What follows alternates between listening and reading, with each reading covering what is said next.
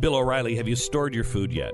Are you in your shelter yet? My God, man, 13 hours, 48 minutes, and 44 seconds before the government shuts down and all life as we know it stops. Bill, are you there? Have you already starved to death? Are you there, Bill? Me, I'm good. I'm good. I was just worried. Listening to the piano. Yeah. All right. Are you okay? Are you prepared for the chaos that is coming our way with a government shutdown? I'm scared. I'm very, very frightened. And I think that we have to move to Belarus. To Belarus. Okay. You got to find that on a map. It's near the Caucasus. It's a really good place. All right. And that's the place where people go to open the government so they can't shut it down. Okay, good.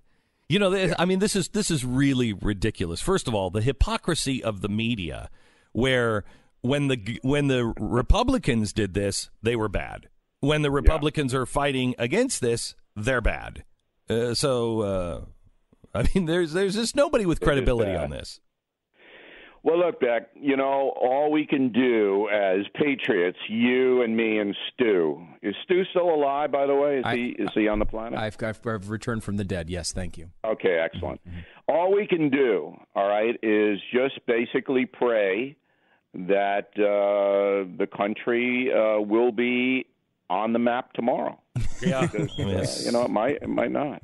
Yeah. Something might happen. Yeah. Asteroids. What is it with it? I'm serious about this, Bill.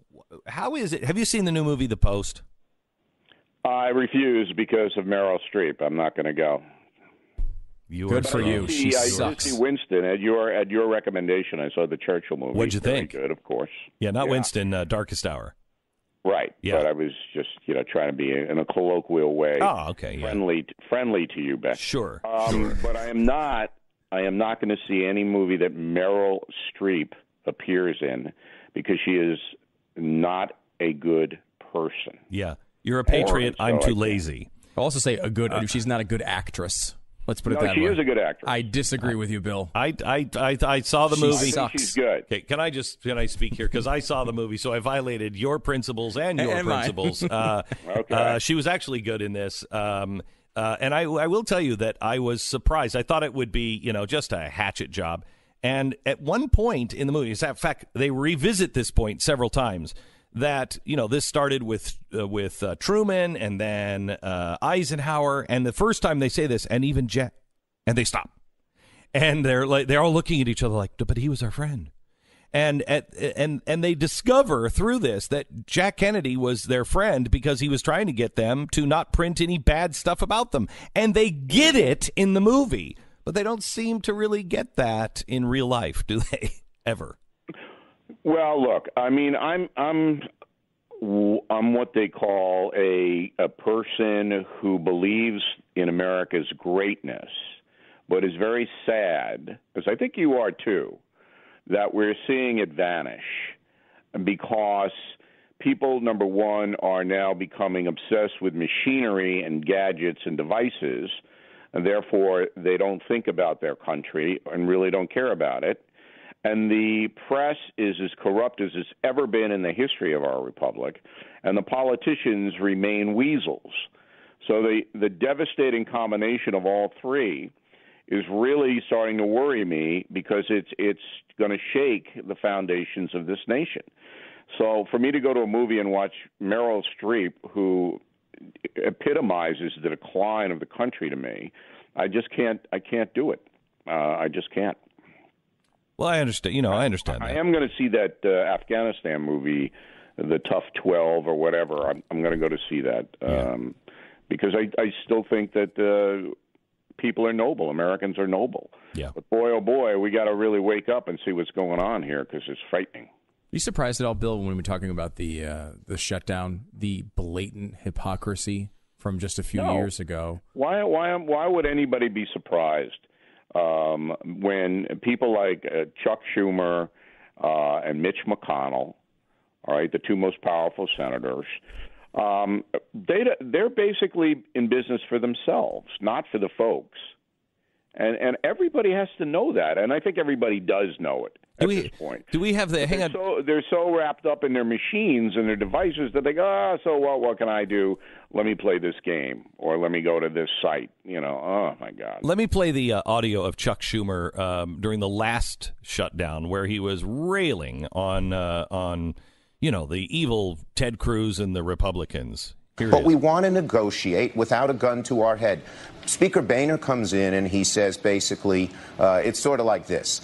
Someone goes into your house, takes your wife and children hostage, and then says, let's negotiate over the price of your house. We could do the same thing on immigration. We believe strongly in immigration reform. We could say we're shutting down the government. We're not going to raise the debt ceiling until you pass immigration reform. It would be governmental chaos. I know. And that's exactly what they're doing now with this DACA thing. That's the point you're making, correct? Correct. Yeah. I mean, he used the example that they're now using, and he said it would be governmental chaos. Right. Because now it's a story about, well, we think we can destroy Donald Trump, and we better do it fast because the economy is so good, and we don't have any answer for that at all since we all voted against the tax reform. That we better get Armageddon on the table now. That's what this is all about. And these people know it. It's not like they've forgotten. They know it, and they don't care. They're just soulless. Well, they'll get a DACA deal if they just sign off on building some part of a wall. Yes. I mean, Trump He'll take a lean-to at this point, Trump. Yes, he will. Something. Yes, he will. Give me a few branches down there. We'll make a tree house. You're exactly right. Give me anything. Yes. So why are they not? So why are they playing it this way? Or do they want the division and confrontation? It's like, if you really care. I just told you, Beck. They fear that the economy is going to overwhelm their jihad to get Trump out of office. That's what it's all about. The economy is so hot and things are going so well economically for the USA that if they don't get Trump now, and if they don't create chaos now, the Democratic Party is going to be in big trouble. That's why they're doing it.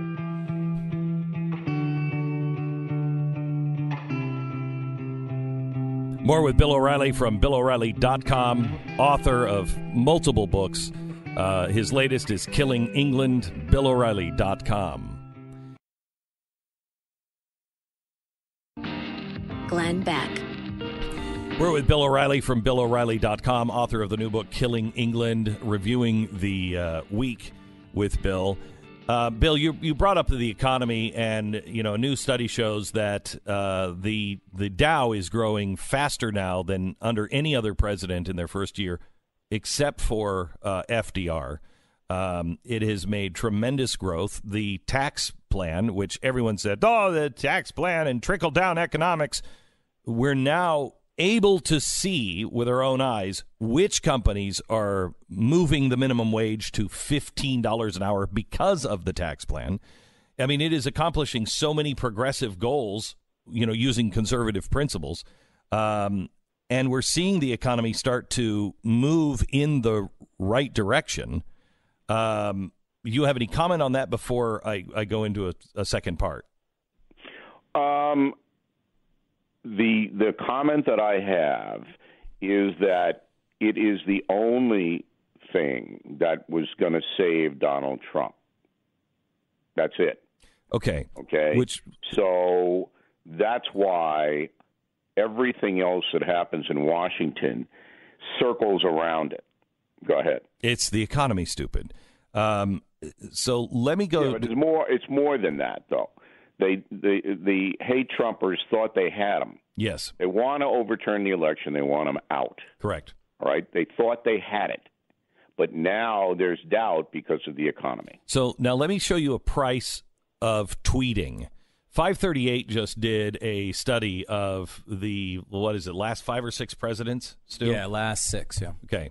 And they showed where the economy was and where their approval rating was. And so there's a trend line that's pretty clear that everyone is pretty much, if you're the more popular the economy or the more robust, positive the economy is, the better your approval rating. And all the presidents fall pretty much on this one line. Donald Trump is the one exception to this. He's nowhere near the line. He winds up having a 30-point differential from where his approval rating should be as opposed to where it actually is based on the economy. So the theory is, and I agree with it, if he wasn't tweeting, if he wasn't picking fights, these nonsensical things, he would probably be 20 or 30 points higher right now, because that's, according to history, that's where he should be because of the economy. Well, there are two things. I agree with that, but I don't know if it's that pronounced, because it takes a little time for events to catch up with the folks. So, yes, the economy and those of us who report on the nation, we know and see what's happening. But people in Ebbing, Missouri, it's going to take them a little time to digest it and to see for themselves it's benefiting them. That's number one. There's a lag time between the polls and actual events. And number two, there's never been a president in this republic who's been attacked by the media the way Donald Trump has been attacked. And not only the media, but the entertainment industry as well. And the combination in our distracted society is devastating, particularly for people who don't pay attention, who don't really know what the economy is, who don't have any investments. So therefore, those two factors are suppressing his approval rating. But I do agree that he brings on all kinds of horror to himself. And I've said that from the jump. The story about him taking that mental agility test is, to me, nonsense, except for this one thing, that somebody in the administration, they know clearly that the left will use the 25th Amendment if they have to. If they can. If they can. Right. If not if they have to, if they can. And so the only reason why he took that mental agility test was just to head it off at the pass and say, there's not a problem with me at all. Well, it was also an in-your-face because nobody around Donald Trump believes that the guy is dithering. Look, I did tremendous research on this whole thing for killing Reagan, because Reagan was actually in the exact same position. Yeah. Although it was kept from the public. It was his guys who were worried after he got shot whether he would recover mentally. Right. And there was a test given to Reagan by his own people. It didn't get public. So, but this is more of an in-your-face. We know Trump's not, blathering and sitting there in his bathrobe, so we're going to do this. Okay, when we come back, we want to talk about Trump, Kelly, the border wall, and much more with Bill O'Reilly from BillO'Reilly.com.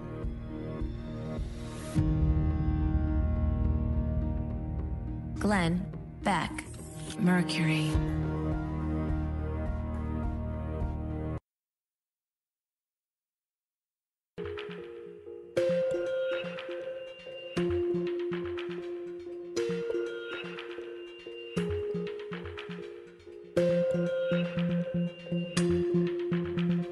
This is the Glenn Beck Program.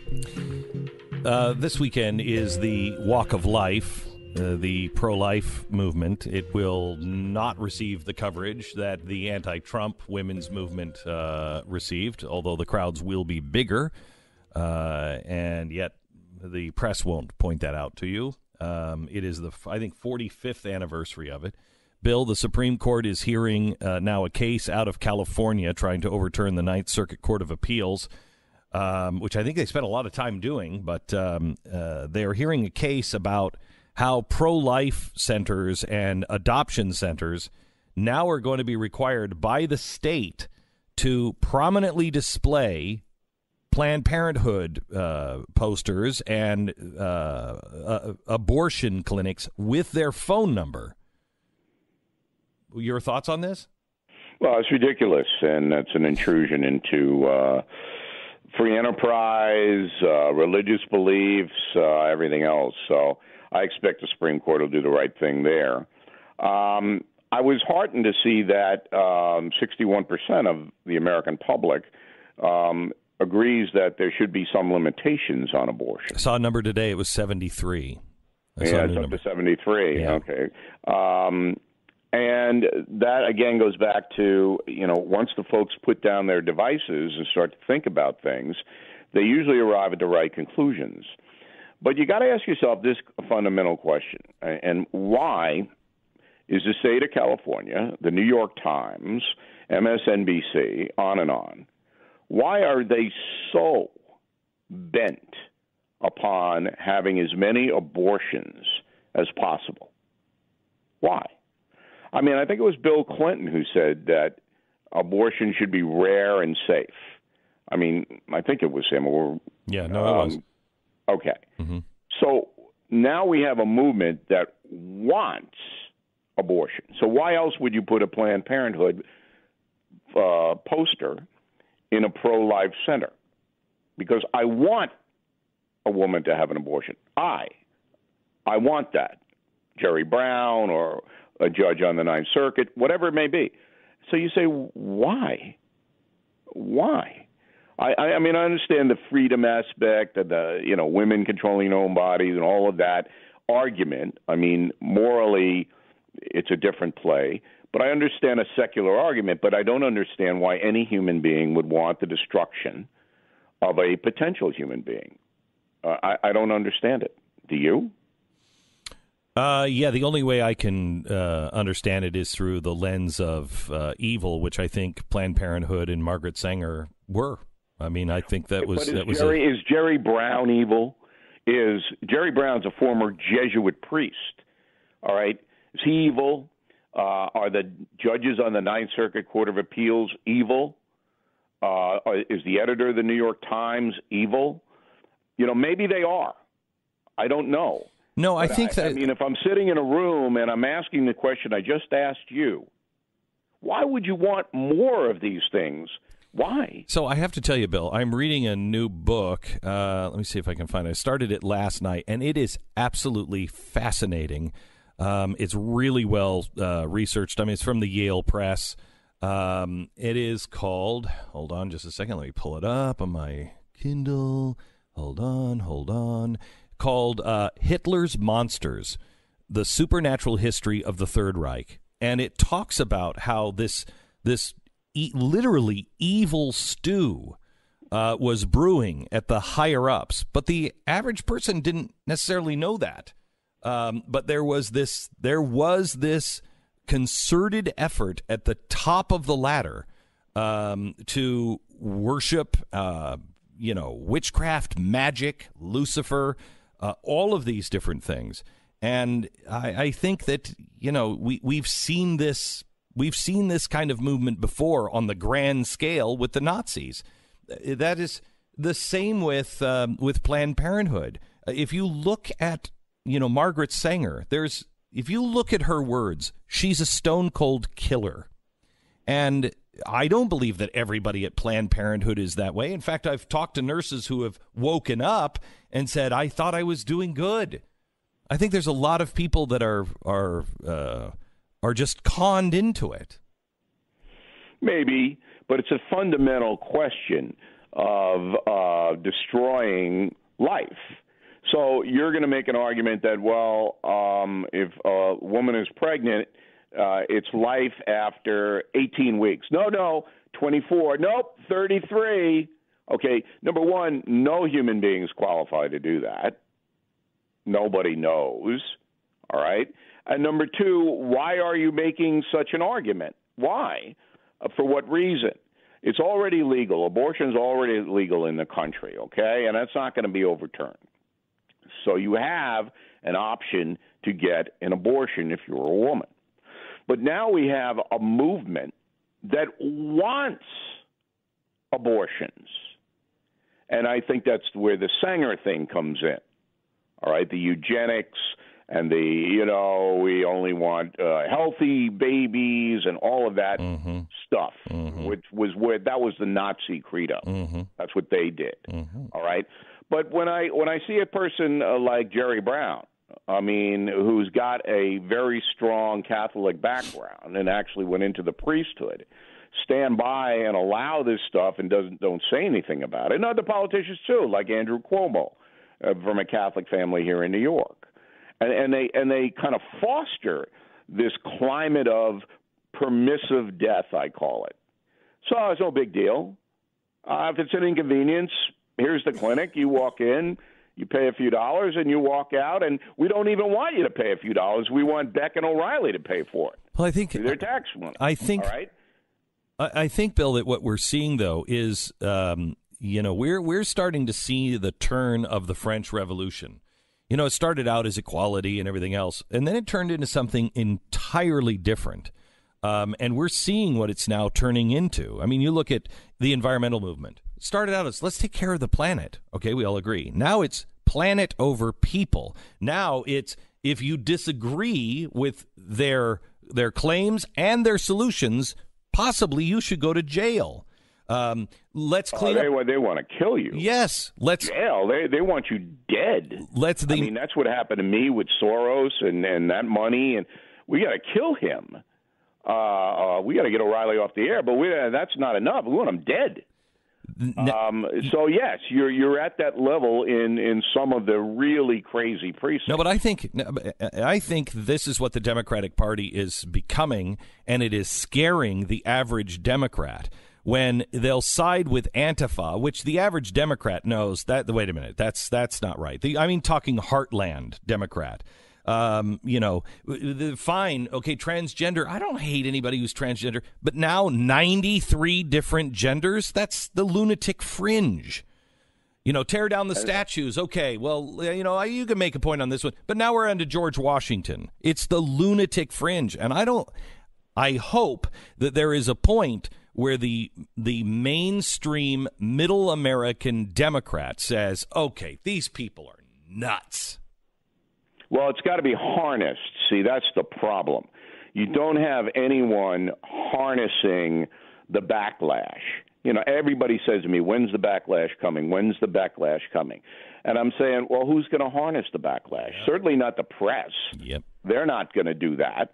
When you have a student group at the University of Texas, Austin, putting out that they want to set police officers on fire, and then using a picture of a French policeman in Paris actually on fire when he got hit with a Molotov cocktail, and saying, yeah, this is what we want to do. And then the president of the University of Texas says and does nothing about it. You've reached critical mass. You have. Okay? But who's going to harness it? Who's going to present it to the American people or the Democratic Party and say, you have got to speak out against this? Who is going to do that? And there's nobody there anymore. This has not been a fun conversation with you. This is not. I have. You're the guiding light on these interviews. I have to follow the path that you set. All right? But I want to get back to let's just build a treehouse on the border and get the government up and running. That's all Trump wants. Did just anything. It's amazing how they are. It's amazing how they could get things accomplished, and they don't see it and won't do it. No, it's all blood sport now. Yeah. It's just we have to destroy them and get them out of office, and we're not going to do anything other than that. That's what we're going to do. Not one Democrat voted for the tax reform. Not one. And now, when it's working, they got a big problem. So they've got to obscure and they've got to create chaos, and Trump himself helps them do it. So that's the thing. Reagan never did that. All right? He got attacked, but he didn't help his attackers. Yes. Trump, if Trump were at the Alamo, he would have opened the door to the Mexican troops. Bill O'Reilly from BillO'Reilly.com. The latest book is Killing England. And, Bill, it's always good to talk to you. Thanks for having me on, guys.